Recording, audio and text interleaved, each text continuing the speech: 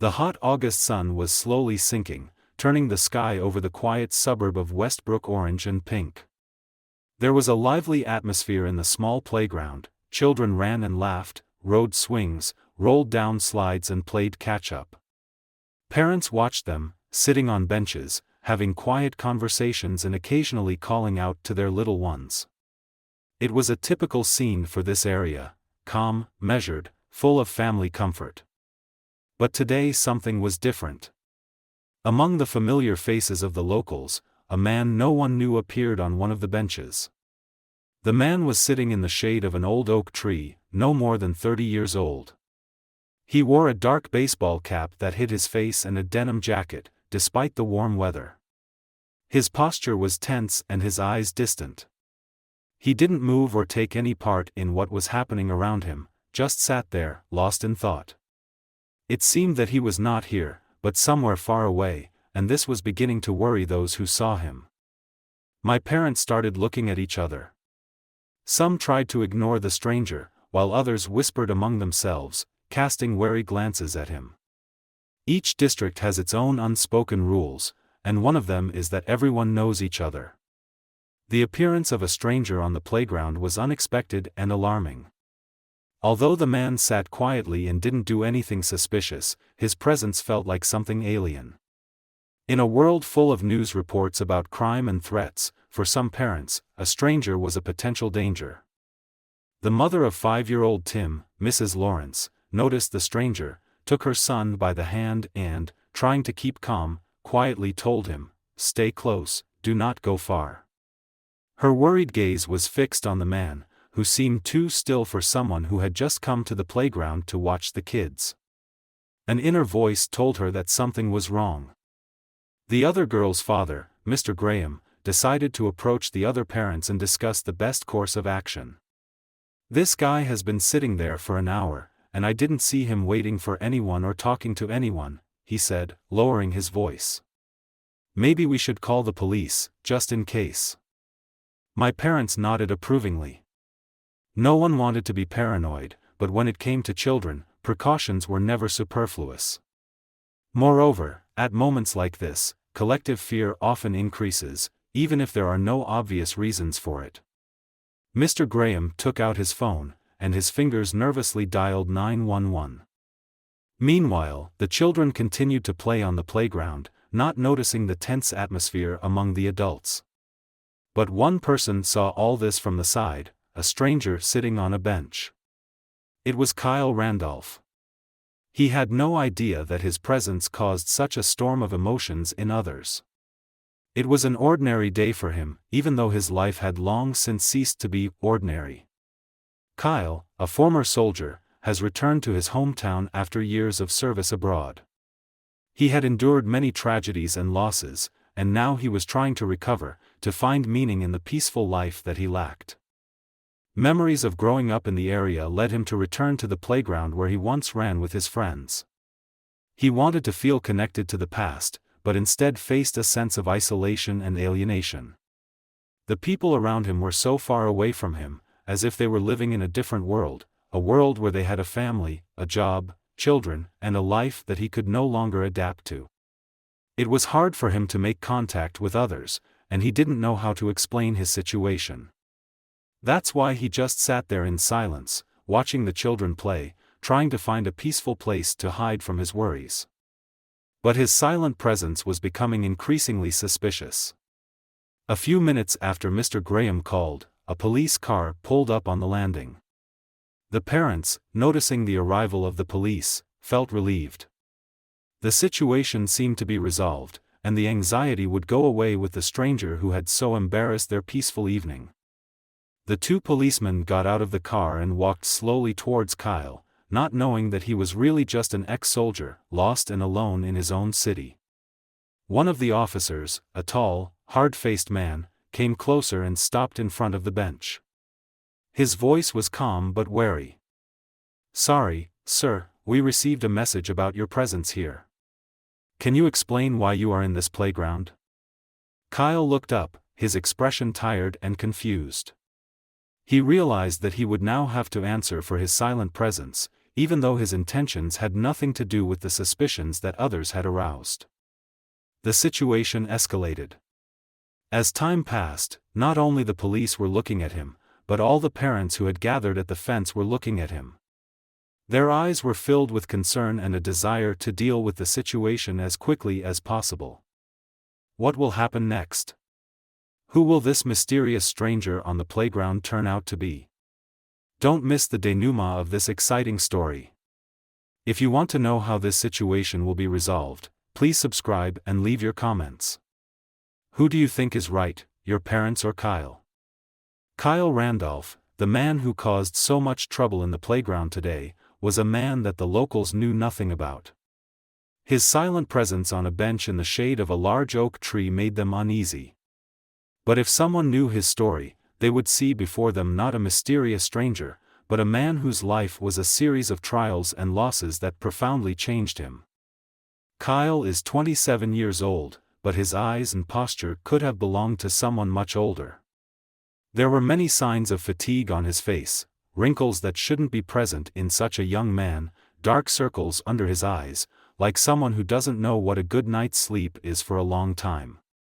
His eyes, which had once been full of life and determination, were now dull, as if faded by time and experience. Those eyes had seen too much to remain as bright and carefree as when they were little. Kyle wasn't always like this. As a child, he was full of life and energy, a typical boy who ran along these streets, rode a bicycle and played soccer with the neighborhood kids. He had always loved this playground, where every day was filled with joy and laughter. Looking back at that time, he realized that it was here that he felt protected, when his life was simple and carefree. But that all changed as Kyle matured. After finishing school, he decided to join the army. For him, this wasn't just a decision, it was his way of finding purpose in life. He wanted to follow the example of his father, who always taught him to be brave, responsible and protect those who are weaker. Kyle's father, a former police officer, was an example of courage and dedication for him, and Kyle dreamed of following in his footsteps, but chose to serve in the army. The army did not meet him as he had expected. In the beginning, it was a challenge that he gladly accepted. Strict regime, physical exertion and combat training forced him to become stronger and more confident in himself. But with each passing year of service, Kyle became more and more aware that life in the army was not only a duty and honor, but also a constant struggle with the cruel reality.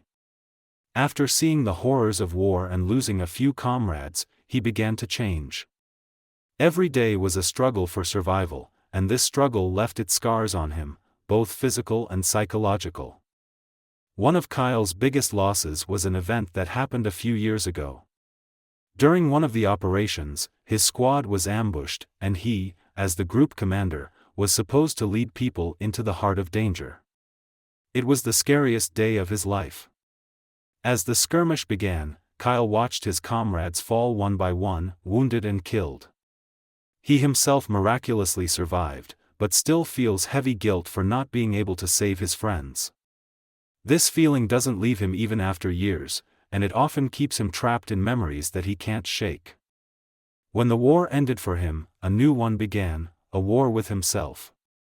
When Kyle returned home to his hometown, he realized that his life here no longer made the same sense as it used to. His house was sold, his parents were gone, and his childhood friends were long gone. He was left alone with his injuries, and the world that had seemed so familiar and cozy before was now alien and hostile. Kyle never complained, but his inner world was shattered. Post-traumatic stress syndrome, PTSD, has become his constant companion. He could not sleep for long at night, was afraid of loud noises, avoided crowded places and often went into seclusion, not wanting to communicate with others. He felt isolated, and that isolation was both physical and psychological. Ever since he came back, every day has been a struggle with himself. Kyle hadn't come to this playground today to arouse suspicion or concern. He came here because he wanted to reconnect with the place where he was once happy. Here, amid the laughter of children and the noise of swings, he hoped to find the peace he had lost during the service. However, he didn't know that his quiet presence on the bench would cause such a reaction from others.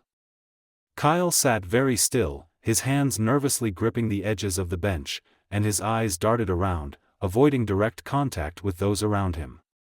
He was in this world, but at the same time it was as if he was in another place, in his memories, where every sound and movement could remind him of the past.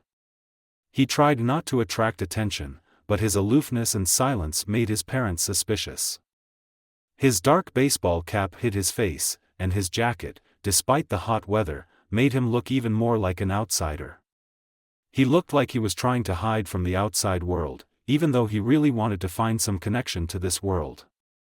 Kyle wasn't ready to face strangers, to ask questions and explain. He didn't know how to tell others why he was here and how he felt. All he wanted was some peace. But the reality was different. The parents on the playground didn't see him as someone trying to deal with his inner demons. They saw a stranger who could pose a danger to their children. Their anxiety was growing by the minute, and Kyle, without even realizing it, was becoming the object of their suspicions. He didn't want to frighten anyone, but his silent presence in this peaceful playground, where children were laughing and playing, seemed somehow wrong to his parents. Kyle, feeling the eyes on him, didn't know how to react. He wanted to leave, but his feet were rooted to the ground. He remained sitting on the bench, lost in thought, while the shadow of the past continued to shroud his soul. The evening at the playground continued as usual. Children laughed, rode on swings and chased each other, not paying attention to the surrounding adults. However, among the parents gathered around, the atmosphere became increasingly tense. A strange man who was sitting alone on a bench in the shade of a large oak tree continued to attract their attention. No one knew who he was or what had brought him here, and that made them increasingly uneasy. Kyle Randolph sat on the same bench, oblivious to everything that was going on around him.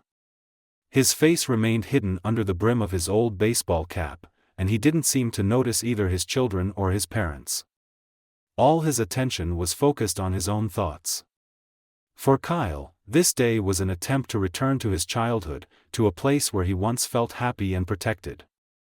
But instead of finding peace, he felt a growing sense of unease.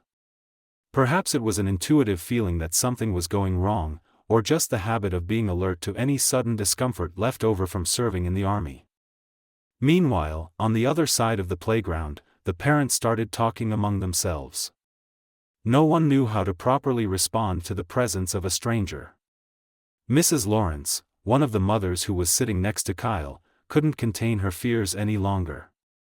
Her son was playing nearby, and she kept casting anxious glances in the direction of the man sitting in the shadows. The thought that something was wrong was growing stronger in her mind. "Did you see that man?"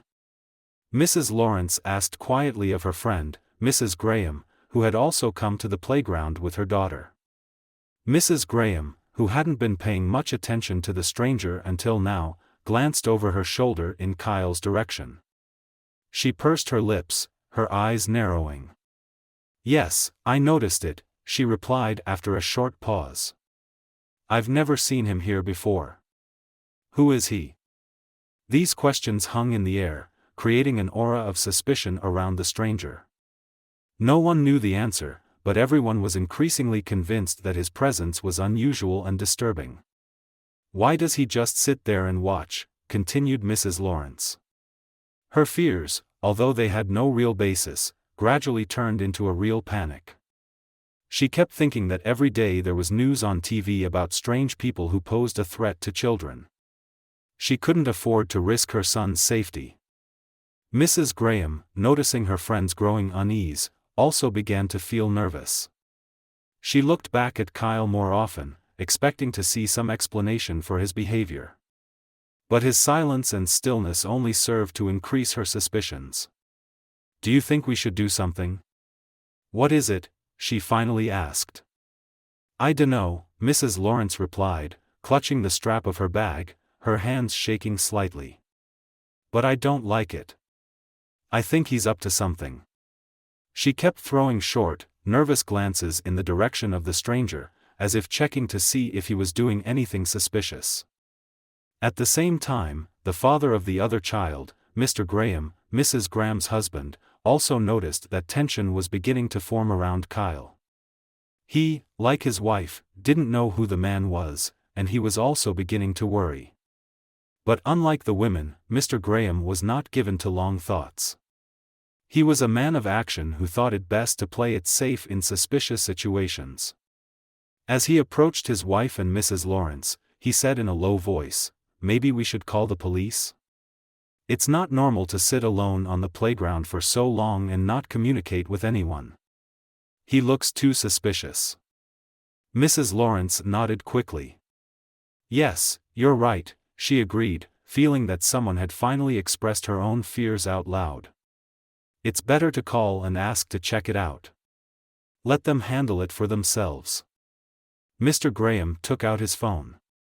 His fingers quickly dialed 911, and when he spoke to the operator, his voice was wary but calm. "Hello, I want to report a suspicious person at the playground on Westbrook. He's been here for quite some time, but he doesn't talk to anyone and just watches the kids. This is a concern for all parents. Can you send someone to check it out?" While Mr. Graham was on the phone, the other parents also started talking among themselves. The circle of distrust and suspicion grew wider. Everyone's unease seemed to cover the entire corner of the venue.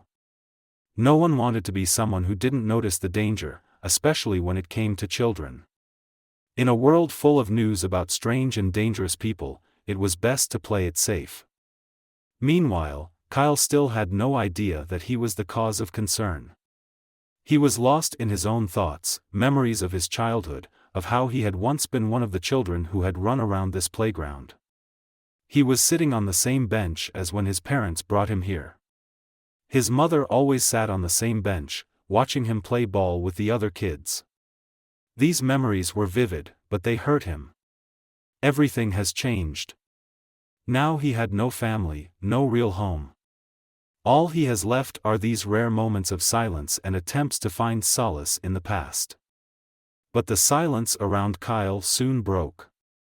A few minutes later, a police car pulled into the parking lot. The flashing lights caught everyone's attention. The police officers who got out of the car immediately felt the growing tension.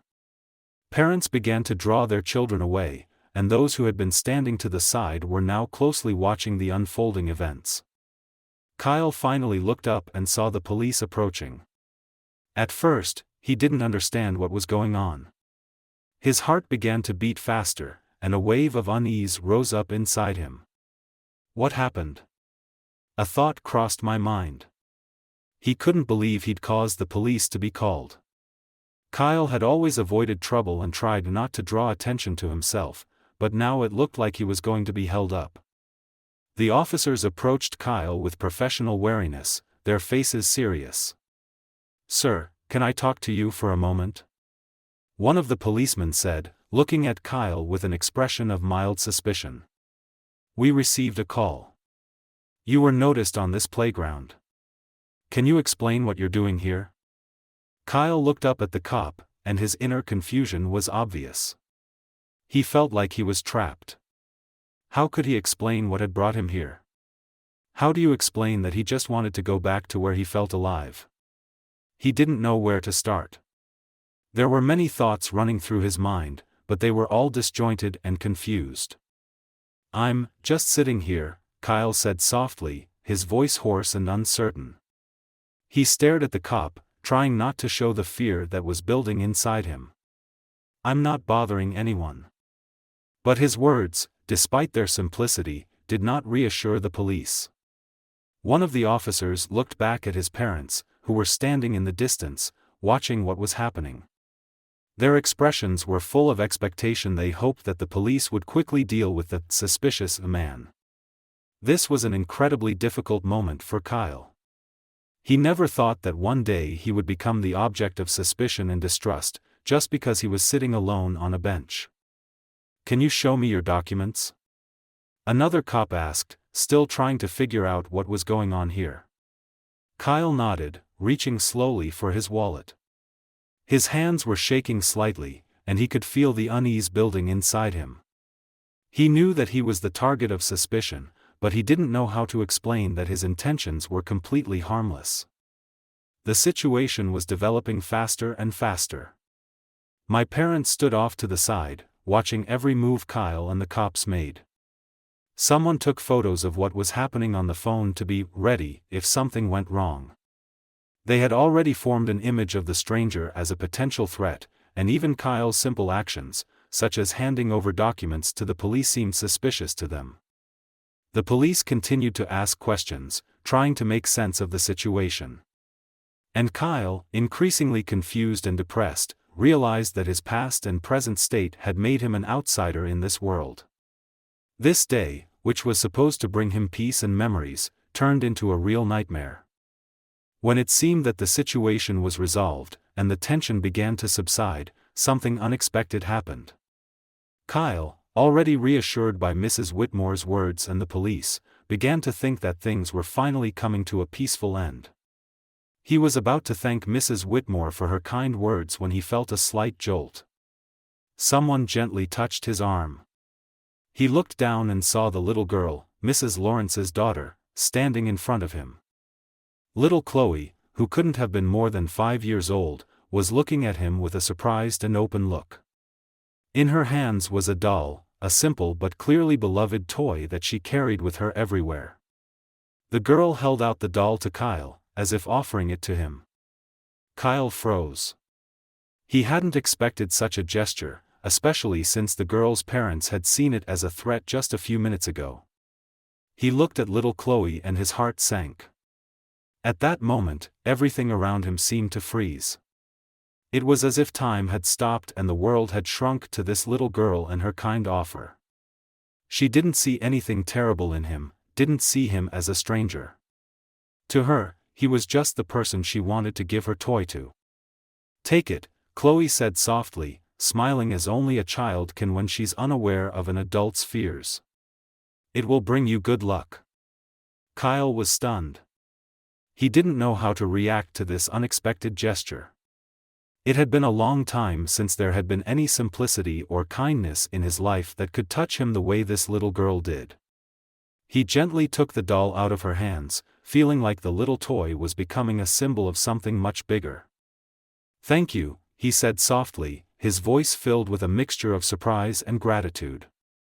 At that moment, he realized that such simple and sincere actions can change a person's perception and restore their self-confidence. Chloe's parents watched in surprise. Mrs. Lawrence, who had just been prepared for the worst, now couldn't believe her eyes. Her daughter, who was supposed to be scared and stay away from the dangerous stranger, approached him with a smile and offered him her favorite toy. The gesture confused not only her, but everyone else who was watching the situation. Something inside Mrs. Lawrence clicked.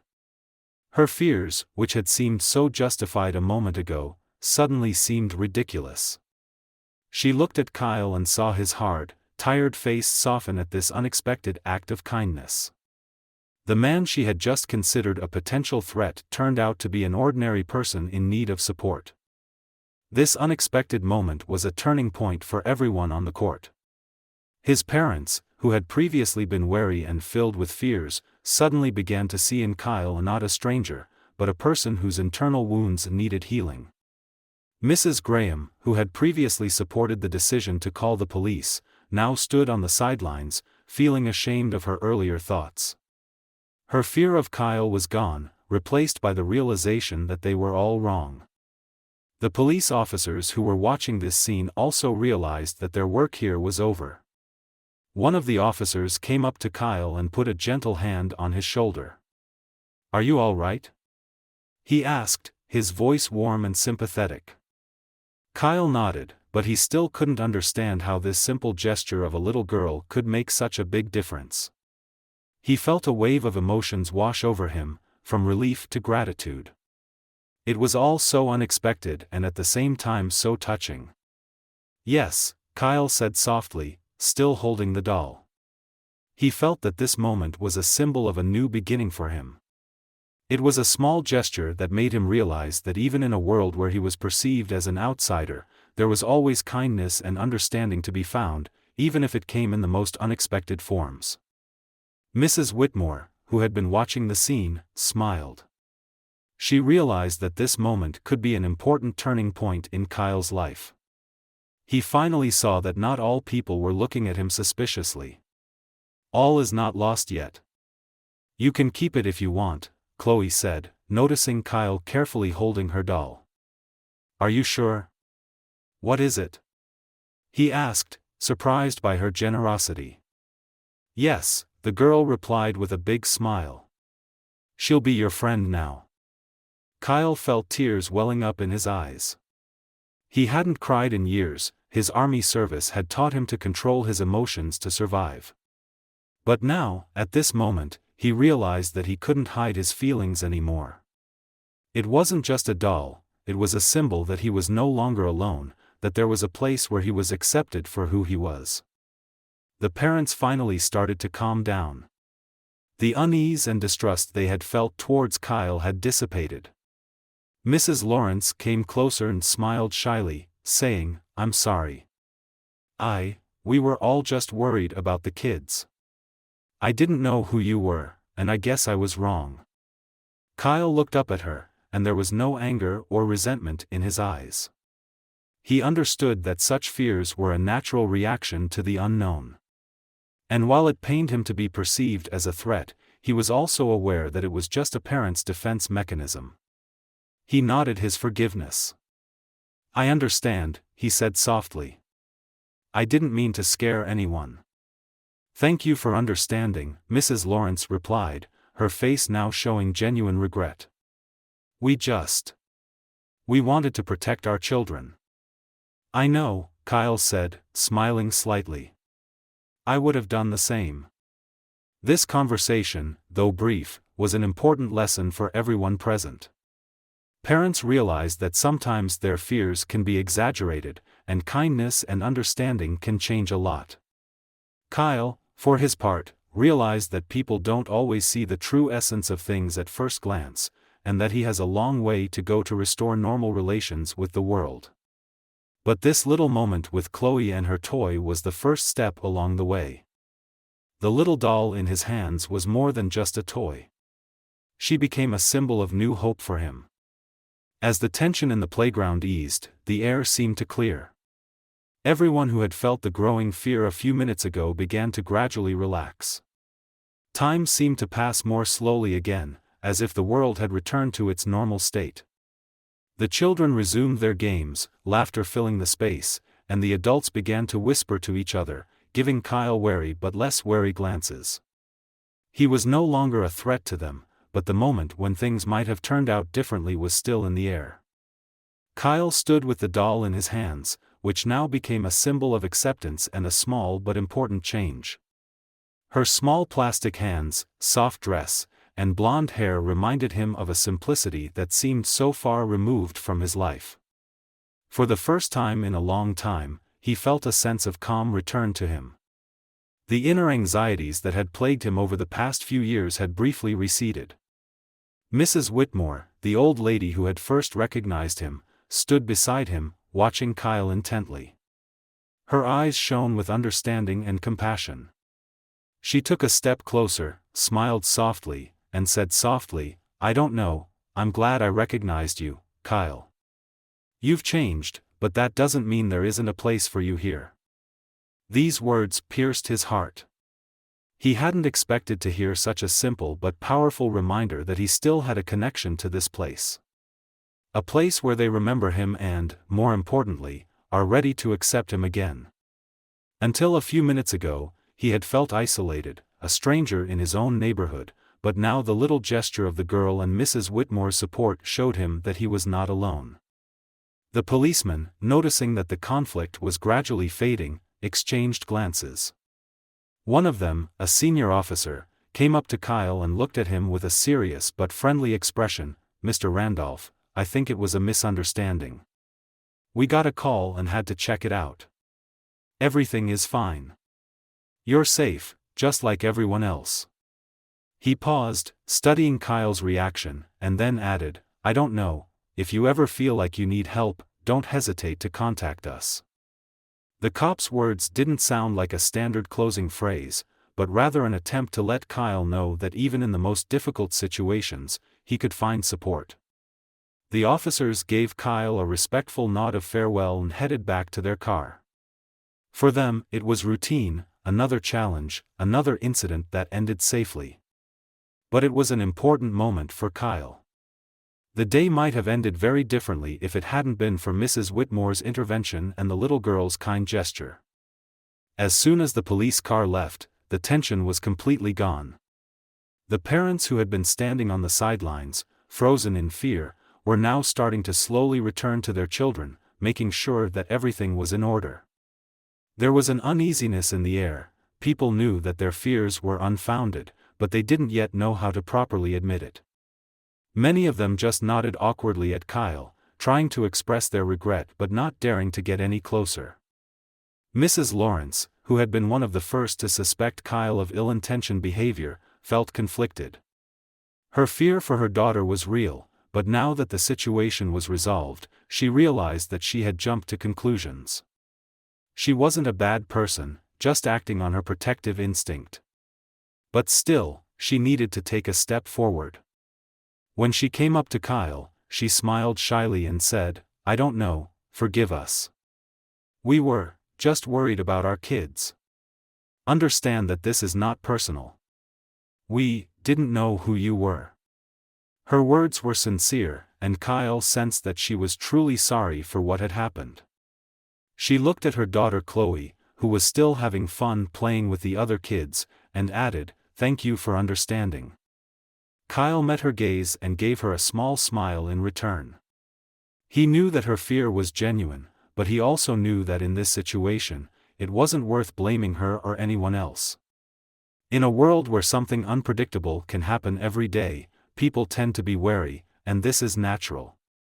He never held a grudge against people, just often felt lonely and misunderstood. "I understand," he said softly, nodding in acceptance of her apology. "It's all right. I'd probably be worried too if I were you." Mrs. Lawrence felt her inner tension ease. This conversation wasn't just an act of reconciliation, it was an important moment for her, a reminder not to judge people based on first impressions.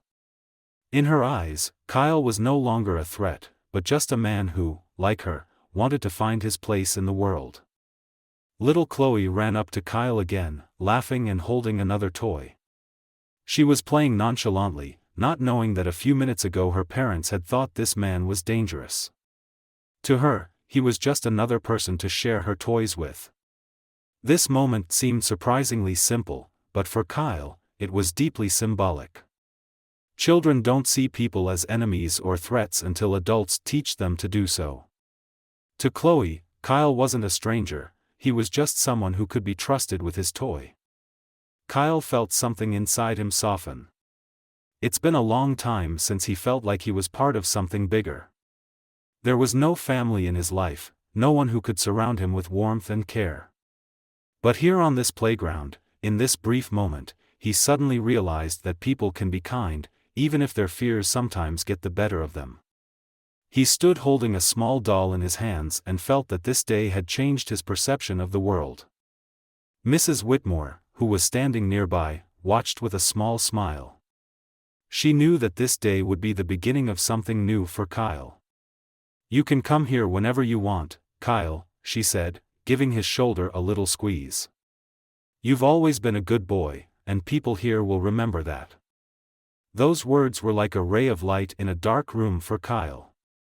He wasn't sure if the world could accept him so easily again, but now he knew he had a chance. A small but important step has been taken. He no longer felt like an outsider, and although he still had a long way to go to recover, today had given him something he had missed so much: hope.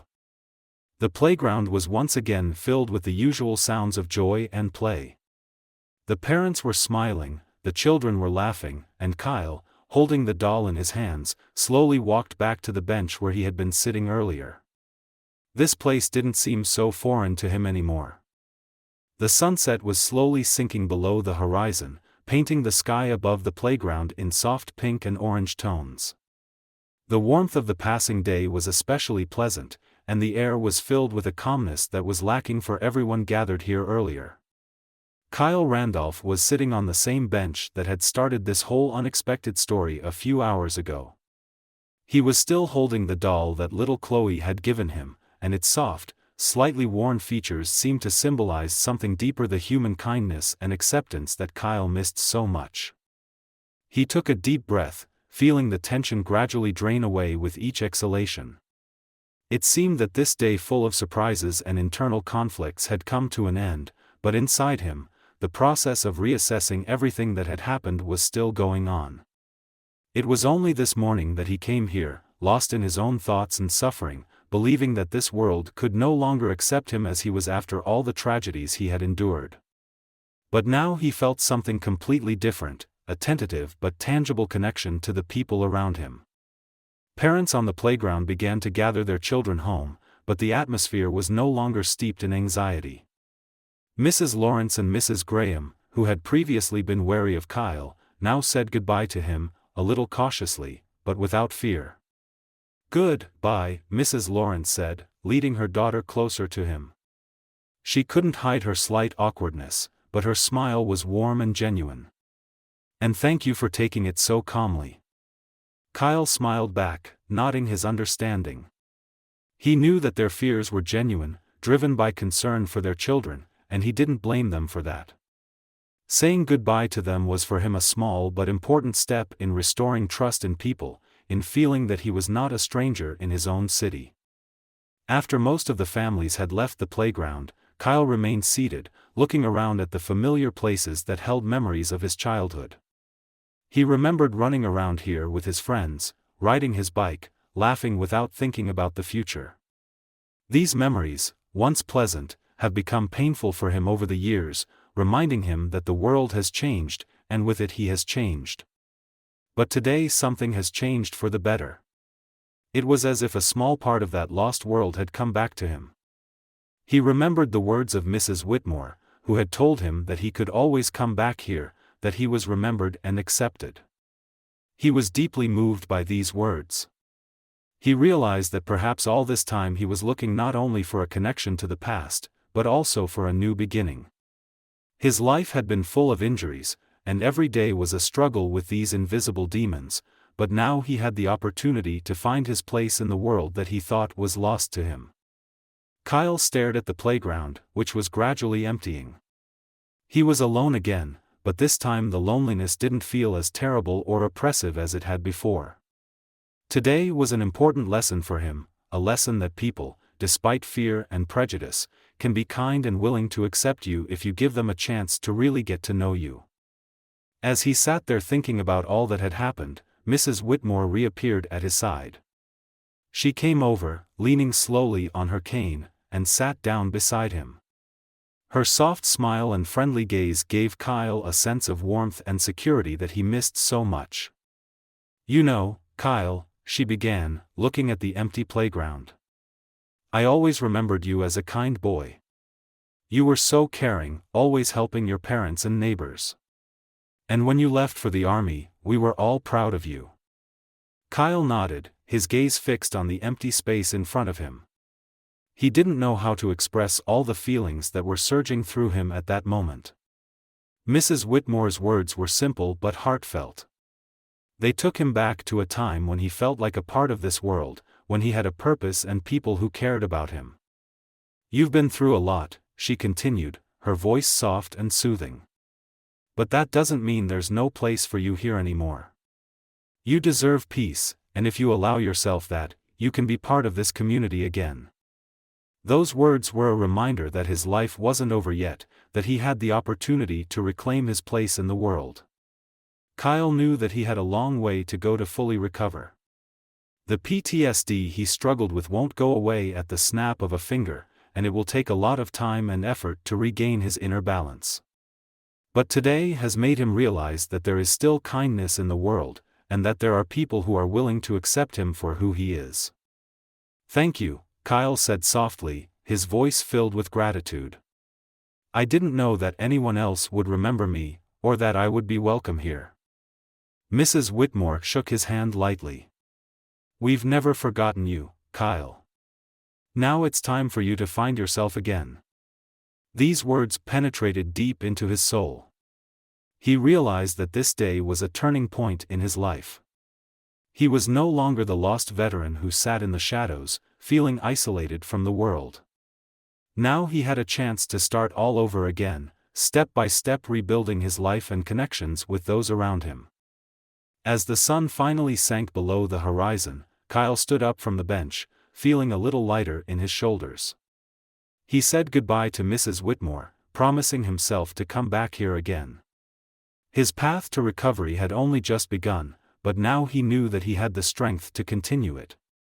This day reminded him that he wasn't alone, and that there was more to come. Kyle walked slowly toward the exit of the playground, feeling a quiet but confident hope for a better future building up inside him.